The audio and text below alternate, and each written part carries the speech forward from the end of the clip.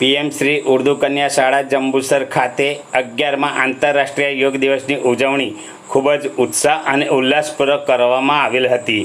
જેમાં તમામ શિક્ષકશ્રીઓ, એસએમસી સભ્યો,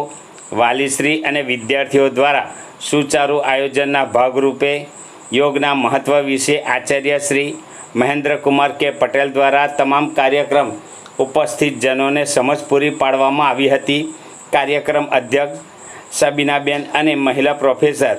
સભ્ય કુલસુમબેન દ્વારા બાળકોને પ્રોત્સાહન આપવામાં આવ્યું હતું ને ત્યારબાદ શાળાના તમામ બાળકો, શિક્ષકો અને સભ્ય દ્વારા યોગ કરવામાં આવ્યા હતા,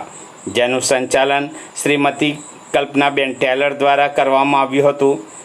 યોગ કાર્યક્રમ પૂર્ણ થયા બાદ એસએમસી સભ્યો દ્વારા અને શિક્ષક મિત્રો દ્વારા